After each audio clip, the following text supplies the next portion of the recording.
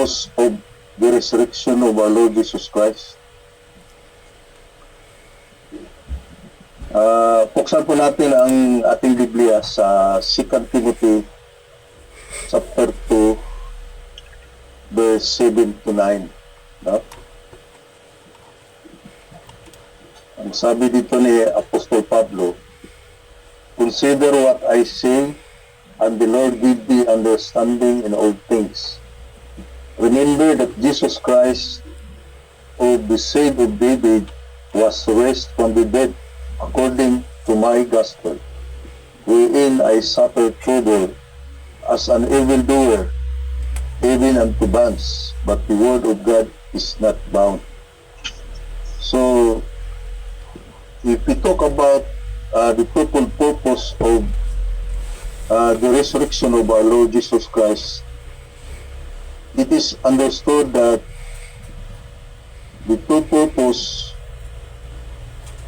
pertains to the resurrection of our Lord Jesus Christ in relation to the prophecy and the mystery. These are the two purposes of the resurrection of our Lord Jesus Christ. Is it not strange that the very truths which God particularly wants His people to consider and remember, that these are the very truths we are so prone to spend this time considering without any thought of even trying to remember them. No? Ang ibig po sabihin dito, itong resurrection ng Panginoong Jesucristo with regards to the twofold purpose ay hindi masyado nating binigyan ng pansin. Hindi natin nabigyan ng diin na pag sabihin na natin sa ating pag-aaral at sa ating paniniwala, no? Na ang Panginoong Jesucristo ay talagang nabuhay ulit, no? Such is the case with the exhortation regarding the resurrection of Christ, which Paul, by the Holy Spirit, has led us in the latest of his letters, which refer to Timothy and ito yung binasa natin, no? Meron po tayo sa the resurrection itself. The time Paul had written these words, the resurrection of Christ had not only been prophesied in the Old Testament and predicted by the Lord Himself, it was now a well-attested fact of history. The Lord had showed Himself alive after His passion by many infallible proofs, as it is said in Acts chapter 1. No? Punta natin yung Acts chapter 1. May sinabi dito si Yata. Acts chapter 1 verse 3. To whom also He showed Himself alive after His passion by many infallible proofs, being seen of them 40 days, and speaking of the things pertaining to the kingdom of God. No? So, nung mabuhay maguli ang Panginoong Jesucristo, marami ang nagpapatunay na talagang siya ay galing sa kanyang paghihirap at sa kamatayan, at siya ay nabuhay na maguli. Siya ay pinalilibutan ng maraming mga testimonya at patotoo na siya ay talagang namatay at nabuhay na maguli. No? Sabi dito, the Lord had showed Himself alive after His passion by many infallible proofs. He had been seen by Peter and the 12 and others. Ito yung sinasabi ni Apostol Pablo doon sa 1 Corinthians 15, no? Puntahan natin yung 1 Corinthians chapter 15.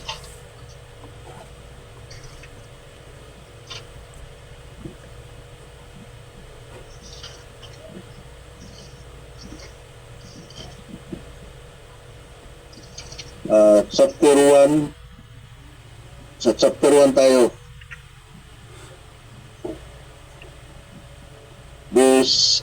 Chapter 15, verse 1 to 5, no? Moreover, brethren, I declare unto you the gospel, which I preach unto you, which also ye have received, and wherein ye stand, by which also ye are saved, if ye keep in memory what I preach unto you, unless ye have believed in vain. For I delivered unto you first of all that which I also received, how that Christ died for our sins, according to the Scriptures, and that he was buried, and that he rose again the third day, according to the Scriptures, and that he was seen of Cephas, and then of the 12. Dito pinatutunayan ni Apostol Pablo na sa pagkabuhay na maguli, ang Panginoong Hesukristo ay nagpakita kay Pedro o yung Cephas, then doon sa 12, no? Tingnan natin yung puntahan natin yung John 20 para lalo siyang maliwanag na talagang nagpapakita siya sa kanyang mga apostolos. John 20.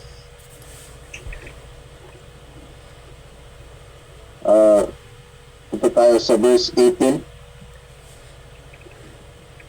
Mary Magdalene came and told the disciples that she had seen the Lord, and that he had spoken these things unto her.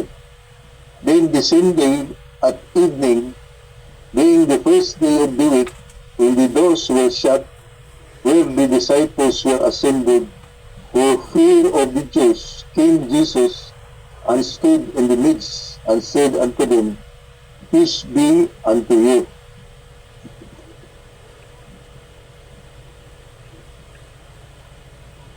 And when he had so said, he showed unto them his hands and his side. Then were the disciples glad when they saw the Lord. Then said Jesus to them again, Peace be unto you, as my Father hath sent me, even so send I you. And when he had said this, he breathed on them and said unto them, Receive ye the Holy Ghost. Whosoever sins ye remit, they are remitted unto them, and whosoever sins ye retain, they are retained. But Thomas, one of the 12 called Didymus, was not with them when Jesus came. The other disciples therefore said unto him, We have seen the Lord. But he said unto them, Except I shall see in his hand the print of the nails, and put my finger into the print of the nails, and thrust my hand into his side, I will not believe. Dito pinapakita ni Thomas ang kanyang pagdududa sa pagkabuhay na maguli ng Panginoong Hesukristo. Hindi siya nakapaniwala na nabuhay uli ang Panginoon. And after 8 days again, his disciples were within, and Thomas with them. Then came Jesus, the doors being shut, and stood in the midst, and said, Peace be unto you. Then said he to Thomas, Reach hither thy finger, and behold my hands, and reach hither thy hand, and thrust it into my side, and be not faithless, but believing. And Thomas answered and said unto him, My Lord and my God. Dito natauhan si Thomas, no? Natauhan siya dahil talagang nakita niya ang Panginoong Hesukristo na nabuhay na muli. Then Jesus said unto him, Thomas, because thou hast seen me, thou hast believed. Thou hast believed. Blessed are they that have not seen, and yet have believed. No? So, itong sinabi ng Panginoong Hesukristo, talagang pinagdiliinan niya na ang kanyang pagkabuhay, ang kanyang pagpakita sa kanyang mga apostoles ay pagpatutuo na siya ay nabuhay maguli. At sabi ng Panginoong Kristo, blessed are they that have not sinned and yet have believed. So, maaaring kasama tayo dito dahil hindi naman tayo nakakita sa pagkabuhay na mag-uli ng Panginoong Kristo. Pero dahil sa testimonya ni Apostol Pablo ay pinaniniwalaan natin at sa ganun tayo ay nagkaroon ng karoon ng kaligtasan. So, importante na mapaniwalaan ng bawat tao ang pagkabuhay na mag-uli ng Panginoong Kristo. After that, he was seen of above 500 brethren at once. Ito rin sinasabi ni Apostol Pablo sa 1 Corinthians 15 verse 6. No? Balikan natin yung chapter 15 ng 1 Corinthians sa verse 6. Sabi dito ni Apostol Pablo, after that he was seen of above 500 brethren at once, of whom the greater part remain unto this present, but some are fallen asleep. Ito yung itong sinabi na unto this present, hindi yung sa time natin ngayon, kundi ito yung sa time ni Apostol Pablo nung siya ay tinawag na siya, no, ng Panginoon at siya ay nagkaroon ng ministry.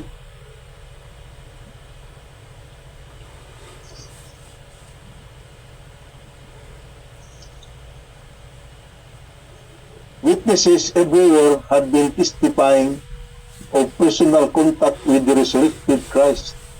Moreover, the Holy Spirit also had borne witness, for great signs and wonders were wrought by the disciples. No? Kahit ang banal na Espiritu ay nagpatutuo din sa pamagitan ng pagbibigay niya ng mga signs and wonders doon sa mga disciples ng Panginoong Kristo. Puntahan natin yung Hebrews chapter 2 verse 3 and 4. How shall we escape if we neglect so great salvation, which at the first began to be spoken by the Lord, and was confirmed unto us by them that heard him, God also bearing them witness, both with signs and wonders, and with diverse miracles and gifts of the Holy Ghost, according to His own will. So ito yung ito yung katibayan na talagang nagpapakita ang Panginoong Kristo sa mga apostoles at sa kanyang mga disciples during the 40 days na kanyang pagpapangaral dito sa lupa, no? To Paul's statement about 500 who had seen the risen Lord at one time, he had added, of whom the greater part remain unto this present. And we may be sure that if there had not been abundant testimony to the resurrection of Christ at that time, this statement would have been widely challenged by contemporary writers, and he would have been asked on every hand to produce some of these 500 witnesses. Kung hindi ba ito mapapatunayan ni Apostol Pablo na totoo ang pagkabuhay ng mag-uli ng Panginoong Kristo, maaaring hingin sa kanya ng mga contemporary writers na kailangan na palabasin niya yung mga 500, some of these 500 witnesses. And to all of this first-hand testimony, Paul had added his own. And last of all, he was seen of me also, as of one born out of due time. Ito ay makikita natin sa 1 Corinthians 15 verse 8. No? Sinabi ni Apostol Pablo, and last of all, he was seen of me also, as of one born out of due time. it would be most unreasonable of all to question this personal testimony of Paul's. So, hindi mo pwedeng mapapasubalian itong testimony ni Apostol Pablo. Malakas ito. Kasi nabigyan niya ng maraming infallible proofs, no? He had once vehemently denied the resurrection nung siya ay rebelde pa. He had once vehemently denied the resurrection of Christ and had opposed the preaching of it as an infamous lie. He had been the arch enemy of those who sought to persuade Israel to trust in this resurrected Messiah, no? Makikita natin sa kasipagan ni Apostol Pablo sa pag-uusig ng mga mananampalataya doon sa Israel nung siya ay hindi pa naniniwala sa tinatawag na live itong resurrection ng Panginoong Jesucristo. But now he himself had been persuaded and his testimony was added to theirs, no? Ang kanyang mga testimony ay naidagdag doon sa mga testimonya ng mga apostoles at mga disciples sa panahon ng ang Panginoong Jesucristo ay nandito pa sa lupa 40 days mula sa kanyang pagkabuhay na maguli. Casting aside his reputation and influence as a Pharisee, he had suffered great hardships for the Christ he had come to know and love. He had been beaten and robbed and stoned, had suffered cold and hunger and nakedness, had been reviled and scourged and imprisoned for his stand. No, sa pagpatutuo ni Apostol Pablo sa kanyang masigasig na pagtuturo sa kanyang testimonya na ang Panginoong Jesucristo ay talagang nabuhay na maguli, ay lumaranas siya ng maraming paghihirap, mga kahirapan na kanyang dinanas para lang mapatunayan niya na talagang nabuhay na maguli ang Panginoong Jesucristo. How could such persistent testimony borne by such a man at so great a cost spring from anything but deepest conviction? The resurrection of Jesus Christ, the seed of David, then is an historical fact supported by overwhelming evidence. But is this all the apostle would have us consider and remember the mere fact of the resurrection? No, there is more, much more. Now we come to a twofold purpose. In his exhortation to Timothy, the apostle seems to take it for granted that the fact of the resurrection of Christ will no longer be questioned. It is something about the resurrection he would have him understand and never lose sight of. Requesting particular attention to his words and praying that God will grant the ability to comprehend, which he says that remember that Jesus Christ of the seed of David, which this is how he had been preached, was raised from the dead according to my gospel, sabi ni Apostol Pablo. The point here is clearly that there was an important message concerning the resurrection which had been committed particularly to Paul. To water down the praise, my gospel, and make it to refer mainly to Paul's proclamation of the resurrection itself is to rob the passage of the very truth which Paul emphasizes. For surely to such a man of God as Timothy, the exhortation to consider what I see and the prayer for God-given wisdom would not have preceded a mere reminder of the fact of the resurrection. This is one reason why we reject the Revised Version. Doon kasi sa Revised Version, iba ang rendering nila doon sa verse. Ang sabi dito sa Revised Version, remember Jesus Christ, risen from the dead. No? Tingnan mo yung pagkasulat sa sa Revised Version. Talagang pinapalabo nila yung verse, no? Pinapalabo nila yung pinaka-importanting katotohanan. This passage indicates that in the resurrection of Christ, as in His incarnation and His crucifixion, God had a twofold purpose. There was the preaching of Jesus Christ, the seed of David, by the 12, and the preaching of the same person according to the special revelation committed to Paul. In the word, there was again a prophesied purpose and a secret purpose. No? Now, we come now to the resurrection and prophecy. Jesus Christ, the Son of David, is the central character in God's prophetic purpose. Had our Lord not been the Son of David, His claims to Messiahship would have been hollow and empty. It is with David that God had made the great covenant of the glorious kingdom to come. It was of David's seed that the great king should rise. No? Ito makikita natin to sa sa 2 Samuel, no? Chapter 7, puntahan natin yung 2 Samuel chapter 7, no?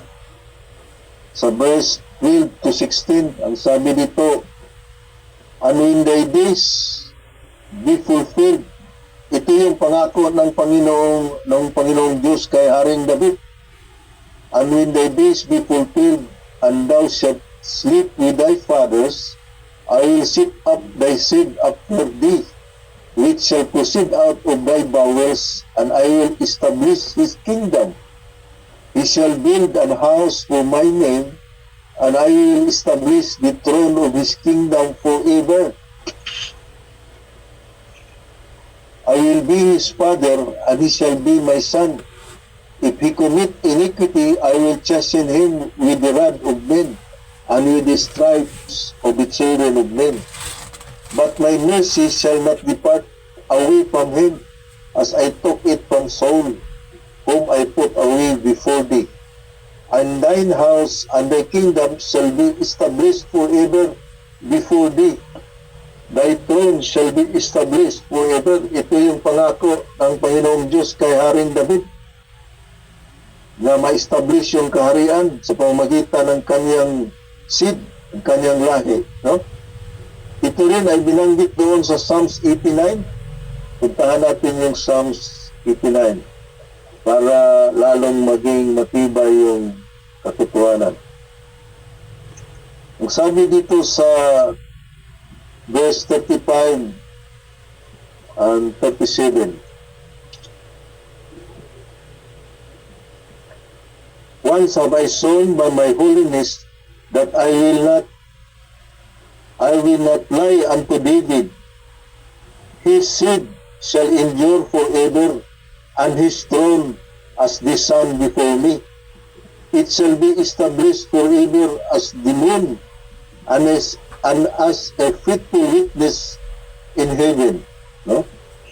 Ito yung sinabi ng Panginoon sa Psalms 89, 35 to 37. The prophets with one accord had joined in such prophecies, such as Jeremiah chapter 23 verse 5. Ang sabi dito sa ni Jeremiah, "Behold, the days come, saith the Lord, that I will raise unto David a righteous branch, and a king shall reign and prosper, and shall execute judgment and justice in the earth." It was as the son of David that the New Testament introduced him. No? Makita natin to sa Matthew 1, chapter 1. No? Puntahan natin yung Matthew chapter 1. Matthew chapter 1 sa verse 1. Ito sinabi dito, "The book of the generation of Jesus Christ, the son of David, the son of Abraham." No? So, na-emphasize dito na ang Panginoong Hesukristo, nung siya ay mag-incarnate, ay talagang sinasabi dito na He is the Son of David, the Son of Abraham. And that angels and men announce Him. Doon makita natin to sa Luke, itong pag-announce ng angels, no? Luke chapter 1, puntahan natin yung Luke chapter 1. Luke chapter 1 verse 32. 32, sabi dito, He shall be great and shall be called the Son of the Highest, and the Lord God shall give unto him the throne of his father David, no? At saka sa 68 and 69, and all they that heard him laid him up in their hearts, saying, What manner of child shall this be? And the hand of the Lord was with him. Excuse me. 68. Sabi dito sa 68 pala. Blessed be the Lord God of Israel, for He had visited and redeemed His people, and had raised up an horn of salvation for us in the house of His servant David. So ito yung mga prophetic verses na nagpatotoo na ang talagang Panginoong Hesukristo ay siya ang magmamana sa trono ni David, no? That his followers addressed him. Ang kanyang followers nag-address din sa kanya doon sa chapter 15 sa Matthew. Puntahan natin. Matthew chapter 15 verse 22. Sabi dito, And behold, a woman of Canaan came out of the sin coast and cried unto him, saying, Have mercy on me, O Lord, thou son of David. My daughter is grievously vexed with a devil. Kahit yung mga Canaanites, nagmakaawa sa kanya, natulungan siya, ay inadress siya na thou son of David. No? Ito yung mga pagpatutuo ng kanyang mga followers o mga tao. Sa chapter 21, ganun din. Meron din pagpatutuo doon na ang Panginoong Hesukristo ay talagang siya ang ng Son of David. Sa chapter 21 verse 9, And the multitude that went before and that followed cried, saying, Hosanna to the Son of David. Blessed is he that cometh in the name of the Lord. Hosanna in the highest. At doon din sa chapter 15, verse 15, sa same chapter sa 21, chapter 21 sa Matthew, verse 15, sinabi din, And when the chief priest and scribe saw the wonderful things that he did, and the children crying in the temple and saying, Hosanna to the Son of David, they were so displeased. Kaya ang mga iskriba at mga presyo, dahil sa kanilang hindi sa Panginoong Hesukristo, ay hindi sila naniniwala. Pero ang mga tao ay nagsisigaw ng Thou art the Son of David. No? It was as the Son of David that he placed his claims to Messiahship. Tingnan natin yung Matthew chapter 22. 52 verse 42-45. No? Sabi dito, Saying, What think ye of Christ? Whose son is he? They say unto him, The Son of David.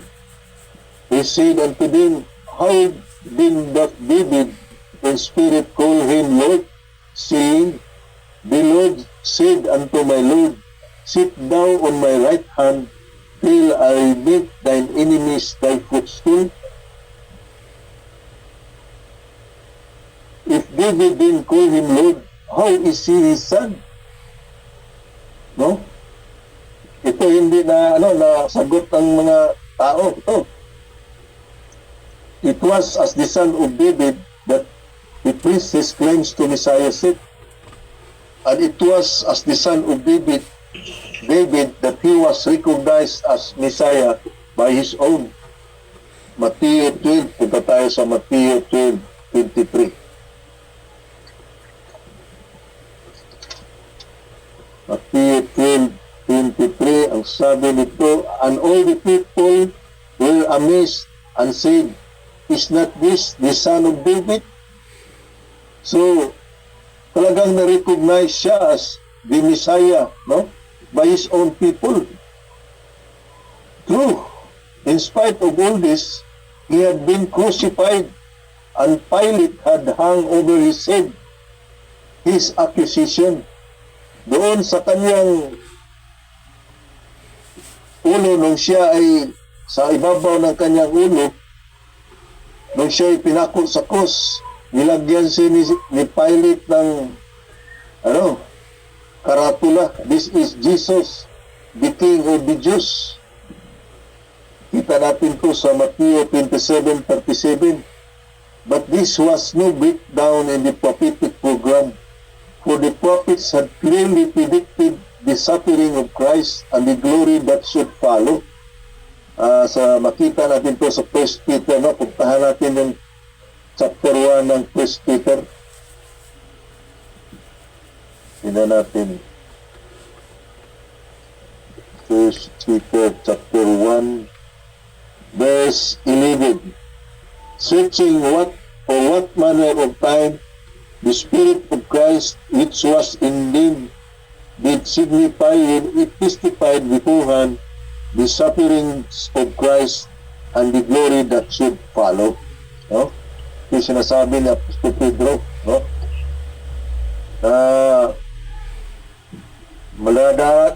Daranas ang Panginoong Jesucristo ng mga paghihirap at pagkatapos niyan ay yung kanyang glory na susunod, no? Indeed, that it was the resurrected Christ who should reign over Israel and the nations was a fact which the prophets, including David himself, had woven into many of their writings. Thus it is that Peter at Pentecost quotes from the 16th Psalms, pointing out that David did not refer to himself, but spoke as a prophet when he said, for thou wilt not leave my soul in hell, neither wilt thou suffer thine Holy One to see corruption. And it is with this argument that he presses home the claims of the risen Christ to Israel's throne. No? Ito yung magdidiin sa pag-claim ng Panginoong Jesucristo sa trono ng sa trono ni David doon sa Israel. Tingnan natin yung sinasabi ni Apostol Pedro sa Acts 2. No? Acts 2. Punta tayo sa Acts 2.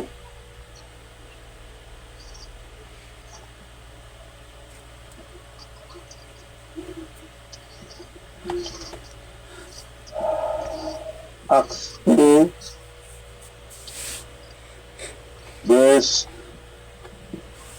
29 to 31, no? Men and brethren, let me freely speak unto you of the patriarch David, that he is both dead and buried, and his sepulchre is with us unto this day.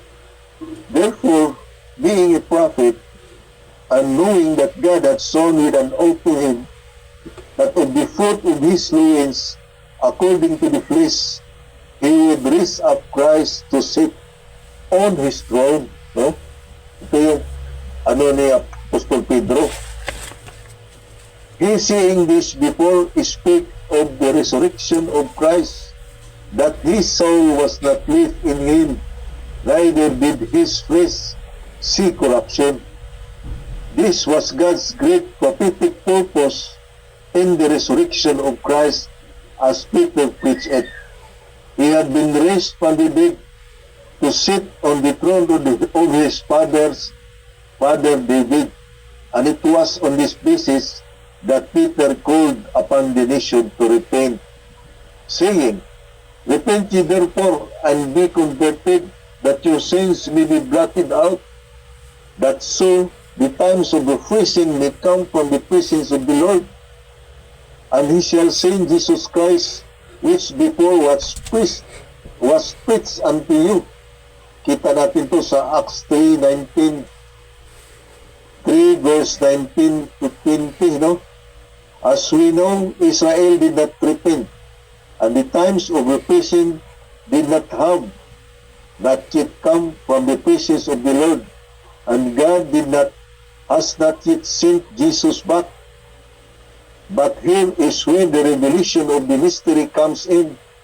For when man's sin had risen to its height, God was ready to save the chief of sinners and send him forth with the most glorious news concerning the resurrection of Christ. Now we will come to the resurrection and the mystery. Was Paul's preaching of the resurrection indeed different from that of the church? Tradition may deny that it was, but even a casual review of the record should prove to the honest inquirer that there was a vast difference. No? Now we shall see justification. First of all, with the gradual unfolding of the mystery through Paul, we learn for the first time that Jesus our Lord was delivered for our offenses and was raised again for our justification. Doon yan makita sa Romans 4, chapter 4, verse 25. No? Had Peter at Pentecost or anyone before Paul proclaimed this glorious truth? Those who will search the scriptures will find that they had not. This was part of the secret of the good news committed by revelation to Paul. This is the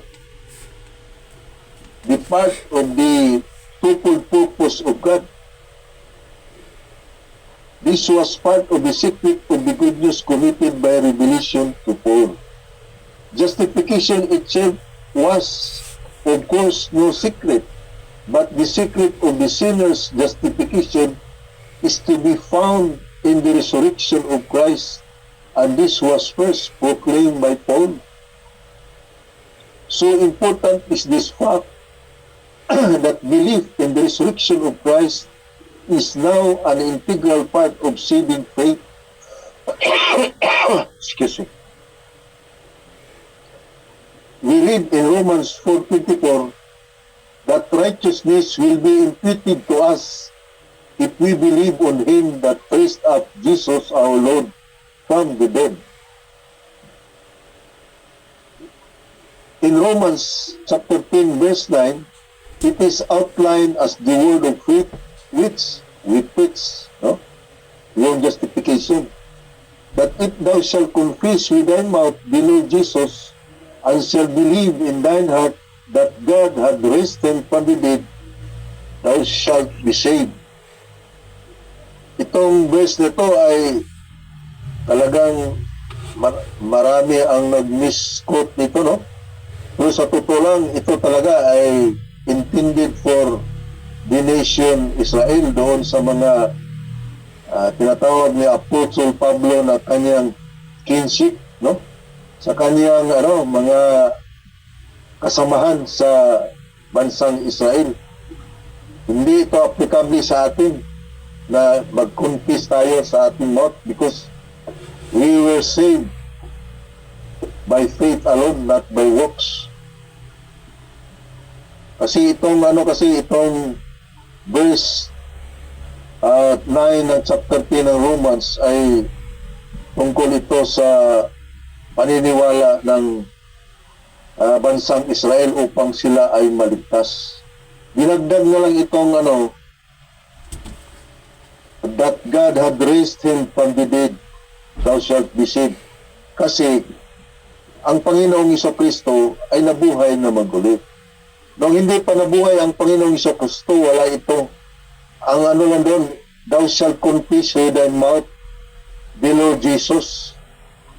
Kaya nga, yung mga apostolis yung mga disciples ng Panginoong Jesucristo, nung siya ay nag-minister pa dito sa hindi sila mag-confess sa harap ng mga Hudyo, ng mga Parisiyo at mga kasi natatakot sila.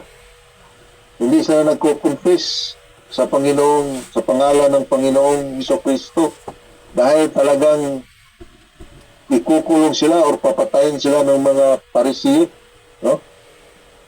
Now we come to identification. Then there is the great truth of identification with the Lord in His resurrection. When before Paul, did anyone ever proclaim a baptism wherein believers are risen with Christ through the faith of the operation of God? Yet, this is exactly what the Apostle teaches in Colossians chapter 2 verse 12. Tingnan natin yung Colossians chapter 2 verse 12.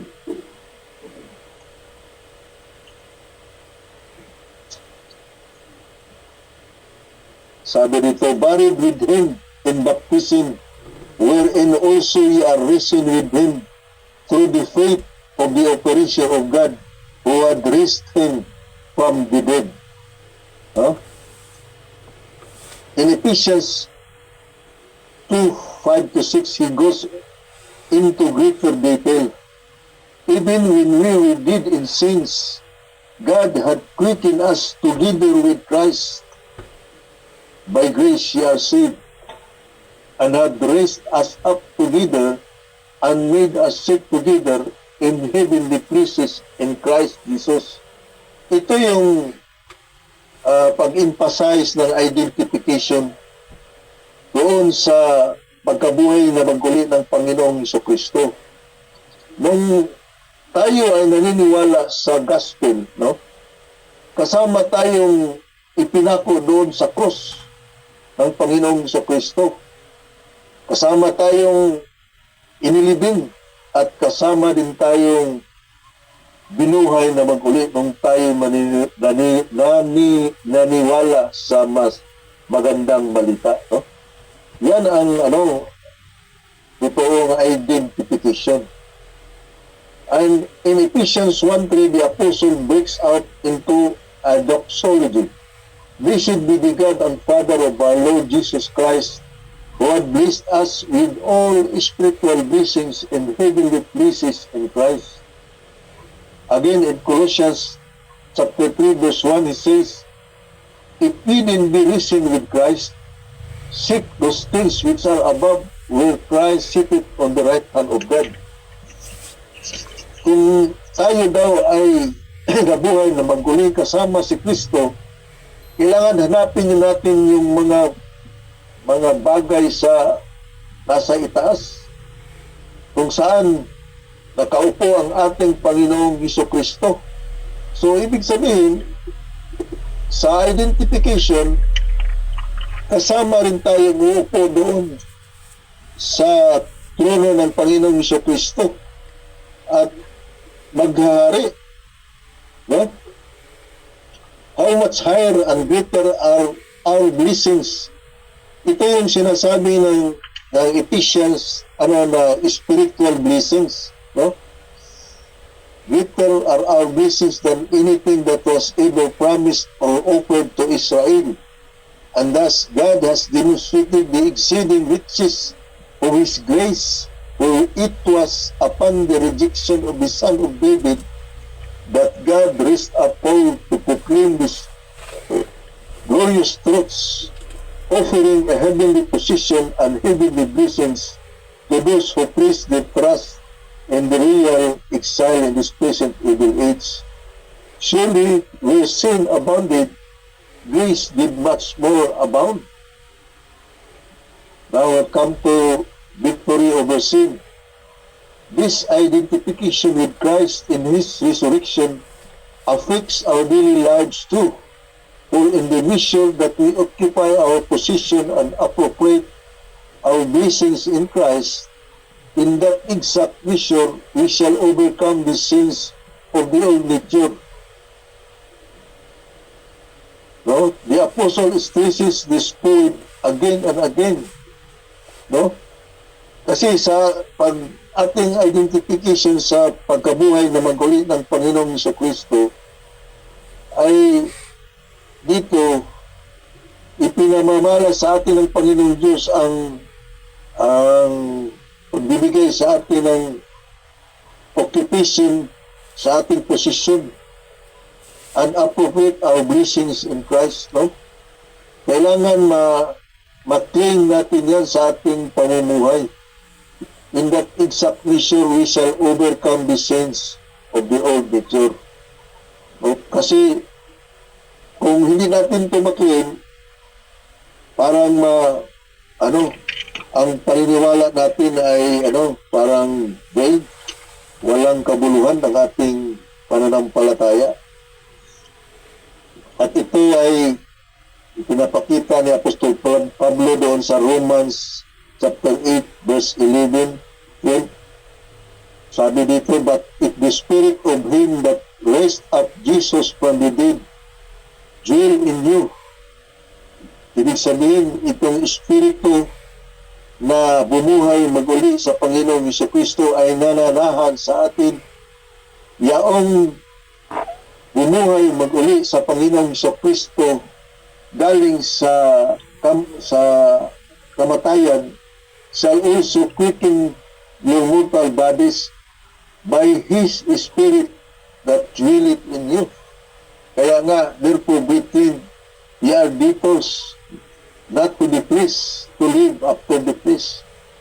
So, ang sikreto para ma-overcome natin yung kasalanan, itong nasa katawan natin na lupang katawan natin, ay kailangan lumakad tayo ayon sa ng Espiritu. This passage does not deal with the future resurrection of the dead, but with the quickening power of the Spirit, the power that can help us here and now to walk in newness of life. It is just this that the apostle means when he gives expression to his heart's desire, that I may know him and the power of his resurrection, if by any means I might attain unto the resurrection of the dead. Sabi ni Apostol Pablo doon sa Philippians chapter 3 verse 10 to 11. Here again the apostle refers not to a future resurrection of the body, but to the believer's resurrection with Christ to walk in newness of life. So, nung i-identify natin yung sarili natin sa Panginoong Jesucristo, nung siya'y nabuhay maguli, kasama tayong nabuhay na maguli. Kaya dapat lang tayong lumakad sa bagong buhay na binigay sa atin ng Panginoon. This is evident from the fact that it is His desire now to know the power of His resurrection, that it is something to attain unto, and that He confesses that as though I had already attained, either were already perfect. No? Nevertheless, this is what He has already in some measure experienced, and by God's grace and through the power of the Spirit to quicken and raise Christ from the dead, we may experience it also. For the law of the Spirit, the law of life in Christ Jesus, had made us free from the law of sin and death. Romans chapter 8 verse 2. Now we come to consider and remember, no? This and much more, ito yun doon sa natin sa text natin sa sa ating title natin sa topic natin. This and much more is what Paul meant to emphasize when he said in 2 Timothy 2:7-9, no? Consider what I say, and the Lord give thee understanding in all things.